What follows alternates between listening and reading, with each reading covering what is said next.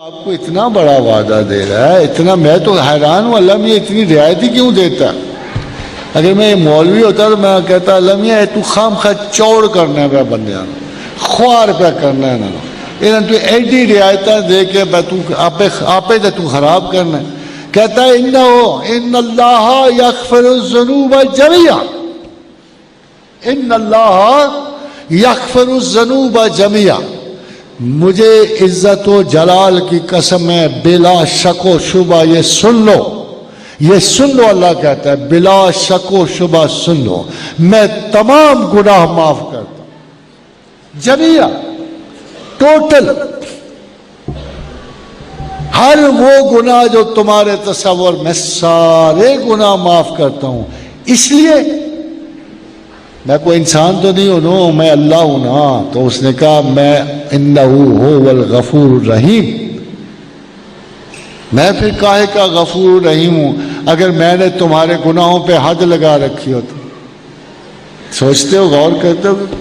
اگر میں نے انسان کی خطا پہ حد لگا رکھی ہو تو میں کہاں کا غفور الرحیم ٹھہروں گا؟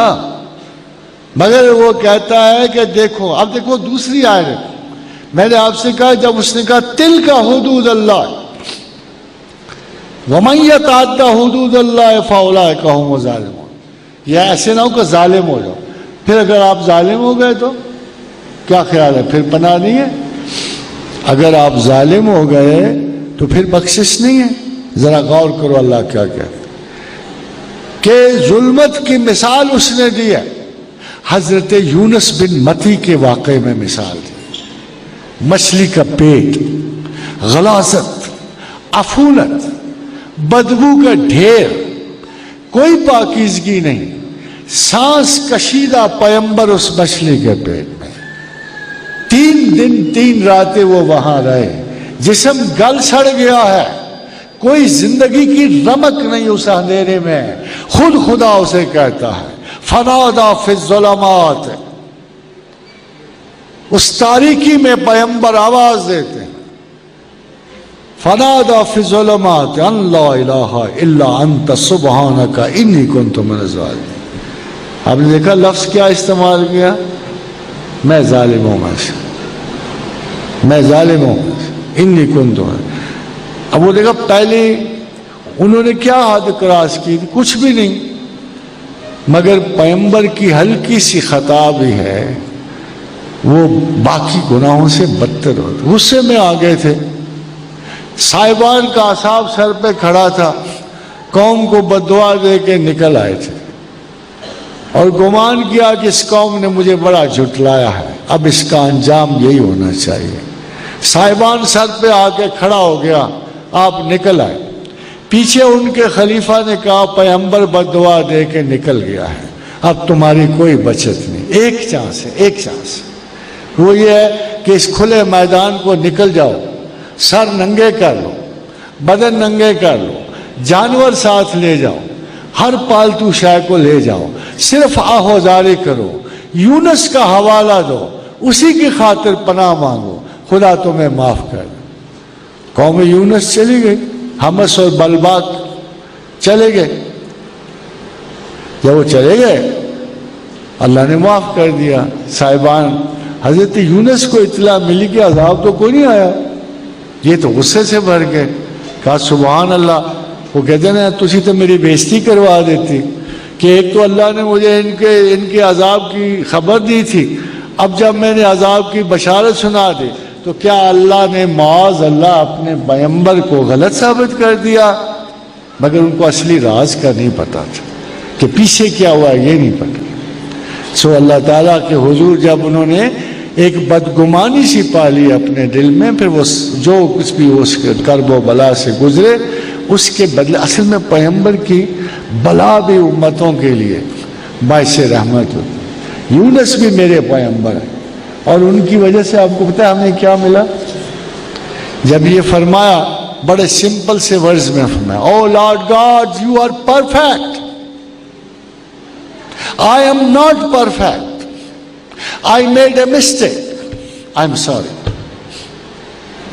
سیدھے لفظوں میں کہا نا کہ لا الہ الا انت سبحانک انی کنت، اے اللہ تو ہی خطا سے پاک ہے نا، میں خطا نصیب ہوں، میرے مقدر میں خطا ہے، مجھ سے غلطی ہو گئی ہے نا، انی کنت من الظالمین۔ خدا نے کہا یار اتنے سادہ طریقے سے تو کسی نے پہلے معافی نہیں مانگی تھی، کیا خوبصورت انداز ہے، پلین اینڈ کلین، ایبسلیوٹلی، اور کیا ضرورت ہے حجتیں کرنے کی۔ حضرت عمر بن عاص رضی اللہ تعالیٰ عنہ جب وفات پانے لگے نا، حالانکہ بڑے ان کے فتنہ شور و شر مشہور ہے، تو انہوں نے ایک بڑی خوبصورت دعا مانگی، کہنے لگے اے پروردگار تم نے ہمیں بڑی باتیں کرنے کا حکم دیا تھا، ہم نے نہیں کی، تم نے ہمیں بڑی باتوں سے منع کیا تھا، ہم نے وہ کی، ہم سے وہ غلطیاں ہوئیں، کوئی عذر نہیں ہے، ہم گناہ گار ہیں، تو بخشنے والا ہے، بخش۔ یہی انداز ہے نا سیدھا سادہ سا کہ لا الہ الا انت سبحانک، خطا سے پاک تو ہی ہے، ہم خطا کار ہیں، ہمیں معاف کر دے۔ خدا نے پتہ کیا صلہ دیا، آپ کو بھی دیا، مجھے بھی دیا، یونس بن متی علیہ السلام کو دیا، کہا ہم نے اسے کرب سے نجات دی، ہم نے اسے بلا و کرب سے نجات، ہم نے اسے اس ذلت کے بحران سے نکالا۔ ویسے اس میں ایک اور بات بھی اللہ نے، بڑی مزے کی بات ہے، یہ حضرت تسبیح کے مخالفوں تک پہنچنی چاہیے بات۔ فرمایا اگر یونس تسبیح کرنے والا نہ ہوتا تو ہم قیامت تک اسے مچھلی کے پیٹ میں چھوڑ دیتے۔ قرآن تو پڑھا ہوگا نا آپ نے دیکھا خدا کیا، اگر وہ ہماری یاد والا نہ ہوتا، اگر وہ ہمارے ذکر والا نہ ہوتا، اگر ہمیں یاد کرنے والا نہ ہوتا تو ہم قیامت تک اسے مچھلی کے پیٹ میں چھوڑ دیتے۔ بھلا کیسے ہو سکتا ہے کہ پیغمبر خدا کی یاد والا نہ ہو؟ کسی نے پوچھا باب جنابت میں ام المومنین عائشہ صدیقہ سے، مسلم کی حدیث ہے کہ کیا رسول اکرم صلی اللہ علیہ وسلم اس عالم میں خدا کو یاد کرتے تھے؟ فرمایا وہ ہر حال میں خدا کو یاد کرتے۔ پھر دوسری حدیث روشن ہے حضرت عبداللہ بن مسعود کی کہ دو ملائکہ آگے کھڑے ہوئے حضور کے کنارے، حضور سو رہے تھے، اور ایک نے دوسرے سے کہا کہ اس کو دیکھتے ہو، اس شخص کو، یہ کتنا عظیم و عجیب و غریب شخص ہے کہ اس کی آنکھ سوتی ہے مگر اس کا دل ذکر خدا میں ہے۔ حضور کو نبی ذاکر بھی اس لیے کہتے ہیں کہ ہر لمحہ حیات میں وہ خدا کو یاد کیا کرتے تھے، اور یہی۔ اور پھر خدا نے کہا اگر یونس بن متی اس لہجے میں دعا نہ کرتا تو ہم اسے قیامت تک اسے مچھلی کے پیٹ میں چھوڑ دیتے۔ اور یہ کہ ہم نے نہ صرف یونس کو نجات دی کرب و بلا سے، کذالک ننجی المومنین، ہر صاحب ایمان اگر قیامت تک ہمیں اس لہجے سے پکارے گا اور اس انداز سے ہم سے توبہ کرے گا تو ہم اسے یقیناً نجات دیں گے۔ ہے نا لائسنس مل گیا نا کہ یہ آیت کریمہ اتنی بڑی آیت ہے۔ اب ہمارے بیگمات کا، بیویوں کا، بچیوں کا سنو کہ یہ گرم ہے، کمال ہے، کوئی نجات کی آیت کو توے پہ بیٹھ کے پڑھنی ہے جو گرم ہے، کوئی کہتا ہے جی پانی پی پی کا پڑھتے جاؤ۔ ایک صاحب نے کو میرا 1000 مرتبہ 100 گلاس پانی کے پی۔ کچھ اور خواتین کے بارے میں برج کی جلالی ہے، بھائی تم نے جلالی دیکھی؟ جب کب جلال خداوند دیکھا جو تمہیں پتہ لگے گا جلالی ہے جمالی ہے؟ یہ تو بڑی سیدھی سادی سی آیت ہے جو ہر حال میں پڑھی جاتی ہے، ہر رنگ میں پڑھی جاتی ہے۔ پتہ نہیں کس نے ان کو سمجھا دیا کہ 1.25 لاکھ مرتبہ پڑھو، 1.25 لاکھ مرتبہ پڑھو پھر ہمیشہ کے لیے بھلا دو۔ ام المومنین عائشہ صدیقہ سے کسی نے پوچھا رسول اللہ صلی اللہ علیہ وسلم کو سب سے اچھی بات کون سی لگتی تھی؟ فرمایا تھوڑی مگر متواتر۔ کیا افسوس کی بات ہے، اور 100 دفعہ ڈیلی پڑھ دیا کرو نا، 33 دفعہ ڈیلی پڑھ دیا کرو، مسلسل پڑھ لیا کرو۔